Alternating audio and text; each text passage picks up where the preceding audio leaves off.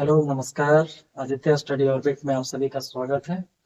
और आज हम स्टार्ट करेंगे क्लास 11th का फर्स्ट चैप्टर सेट समुच्चय। पहला क्वेश्चन ये राइज होता है कि सेट कहते किसको है। तो आप लोग अपने घरों में सुने होंगे, जैसे डिनर सेट। क्या होता है डिनर सेट में? तो डिनर करने के लिए जो वेसल्स, जो बर्तन की यूज होती है उसको अपन डिनर सेट बोलते हैं। उसमें आपके बाउल्स हो सकते हैं, कटोरे, फिर प्लेट्स हो जाएगा, फिर स्पून हो जाएंगे, चम्मच, है ना। सोफा सेट आपने सुना, एक बड़ा सोफा, फिर दो छोटे छोटे सोफा, एक छोटा सा टेबल। तो सेट कहने का मतलब क्या है कि किसी एक उद्देश्य के लिए उस चीज में जितनी सारी वस्तुएं उस किसी एक पर्पस के लिए अगर यूज हो रही है तो उसको अपन सेट बोल रहे हैं। यानी वस्तु का सुपरिभाषित, यानी well defined of the object is called. वस्तु को अगर सुपरिभाषित आप कर पा रहे हैं तो उसको अपन सेट बोल रहे हैं। जैसे एग्जांपल के तौर पे मैंने बोला प्रकृत संख्याओं का set, set of natural number. तो नेचुरल नंबर आपको पता है क्या होता है? 1 2 3 4 5 6 7 अप टू इनफाइनाइट। मैंने बोला set of whole number. Whole number मतलब पूर्ण संख्याओं का समुच्चय। तो क्या हो जाएगा? 0 1 2 3 4, ऐसे आपकी संख्याएं आगे बढ़ती चलेगी। तो इसी की बात कर रहे हैं आज अपन, समुच्चय की बात कर रहे हैं। एक बार आपको ध्यान रखना है, अगर वेल डिफाइंड नहीं है, सुपरिभाषित वस्तुएं नहीं है, तो फिर उसको सेट में नहीं रखेंगे। अब ये वेल डिफाइंड क्या है, इसकी चर्चा अपन कर लेते हैं। जब भी सेट की बात होगा तो याद रखना है वेल डिफाइंड, या यहां से अपन लिख देते हैं collection of well defined objects, यानी वस्तुओं का सुपरिभाषित सुपरिभाषित समूह। वस्तुओं का सुपरिभाषित समूह, ये शब्द आपको ध्यान रखना है। सुपरिभाषित जो वेल डिफाइंड यहाँ पर लिखा हुआ है, इसको ध्यान रखना है। ये सुपरिभाषित क्या? तो एज ए एग्जाम्पल मैंने लिखा कि set of natural number, set of natural number यानी कि प्रकृत संख्याओं का समुच्चय। तो आपके दिमाग में ये चीज आ गई क्या कि सर क्या क्या हो सकता है? 1 प्रकृत संख्या यानी counting numbers, 2 3 4 5 6 dot dot dot, ये ठीक है। अब अगर मैं आपसे पूछूं कि विश्व में महान विद्वानों की संख्या, क्या ये महान विद्वानों का समुच्चय मैं पूछूं, तो क्या आप बता सकते हैं कि ये सेट है या नहीं, समुच्चय है या नहीं? अपन नहीं बता सकते, क्योंकि किसको महान, इसके लिए कोई क्राइटेरिया डिफाइंड नहीं है, यानी वेल डिफाइंड नहीं है, सुपरिभाषित नहीं है। जैसे आपके क्लास में इंटेलिजेंट बच्चों की समुच्चय, ऐसा नहीं बता सकते हैं कि 60 नंबर लाने वाला इंटेलिजेंट है, 50 जो लाया है वो इंटेलिजेंट नहीं है ना। और क्या, जितने सारे इमोशंस हैं वो आपके सेट के अंतर्गत नहीं आए। क्लियर? अब दो तीन बातें आप लोग को ध्यान रखना है। सेट को रिप्रेजेंट किससे करेंगे? तो सेट को रिप्रेजेंट करने से पहले मैं सबसे पहले जो नंबर्स हम यूज करेंगे इस चैप्टर में उसके बारे में मैं आप लोगों को बता दूं। तो हम यूज करेंगे, अगर कहीं पर लिखा हुआ है सेट ऑफ नेचुरल नंबर, यानी हिंदी में बोल देता हूं प्रकृत संख्याओं का समुच्चय, इसको लिखेंगे कैपिटल एस। प्रकृत संख्याओं का समुच्चय capital, set of whole number, ये क्या हो जाएगा?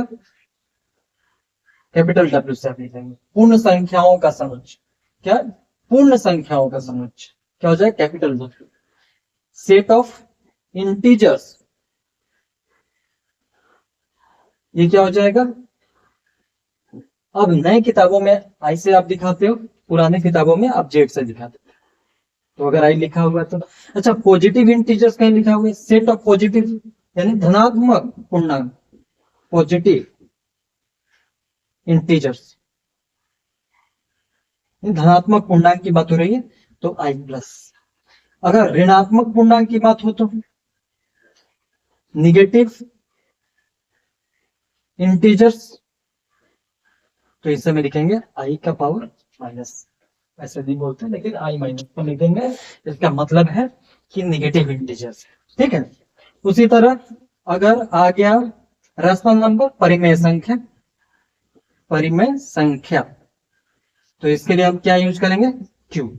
अगर प्लस का यूज करो धनात्मक परिमेय संख्या हो जाएगा, माइनस आपने ऊपर लगा दिया तो ऋणात्मक परिमेय संख्या हो जाएगा। ठीक है, positive rational and negative rational. उसी तरह आगे आप चलोगे तो रियल नंबर को किस किस से लिखते हैं अपन, आर से। तो कैपिटल आर अगर आप यूज करते हो तो पॉजिटिव रियल नंबर यानी धनात्मक वास्तविक संख्या, और आर का आर माइनस आप लिखते हो तो निगेटिव रियल नंबर, इसका मतलब क्या है, ऋणात्मक वास्तविक संख्या। अगर ये लिखा हुआ है तो हम सेट में अपन क्या समझेंगे, अगर कैपिटल लेने हैं तो सेट ऑफ नेचुरल नंबर उसी तरीके से। ठीक है, इतनी बातें क्लियर है। अगर इतनी बातें क्लियर है तो कुछ एग्जांपल्स मैं आप लोग को देता हूँ। जैसे मान लीजिए, सुनिए बड़ी ध्यान से, अगर मैंने बोला, जो क्वेश्चन में लिख रहा हूं, पहला क्वेश्चन है मेरे पास, पहला क्वेश्चन अगर आप ध्यान से देखें, सेट ऑफ नेचुरल नंबर यानी प्राकृत संख्याओं का समुच्चय, संख्याओं का समुच्चय। तो इसका सॉल्यूशन क्या होगा, इसका सॉल्यूशन आपका क्या क्या हो जाएगा, इस सेट को नेचुरल नंबर लिखा तो इन दिखा देते हैं, और क्या क्या होगा, 1 2 3 4 5 डॉट डॉट डॉट डॉट चलता जाएगा, अप टू इनफाइनाइट चलता जाएगा। अगर दूसरा क्वेश्चन में लिखूं, सेट ऑफ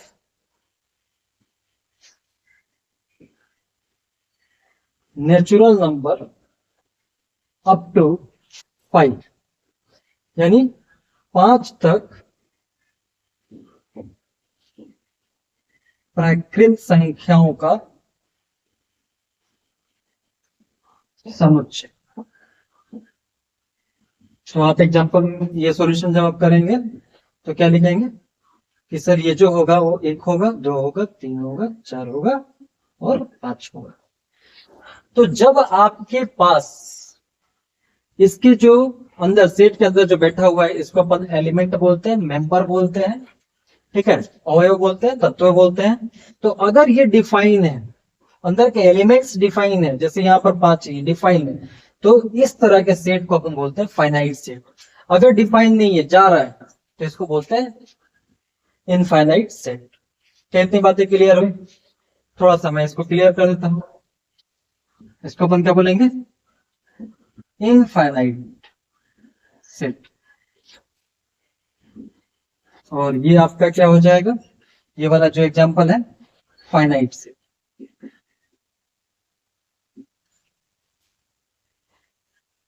ठीक, ये फाइनाइट सेट हो गया, ये आपका इनफाइनाइट सेट। क्लियर है यहाँ तक? चलिए आज भर इतना ही रखते हैं, आगे अपन अगली क्लास में कंटिन्यू करेंगे। Okay, thank you.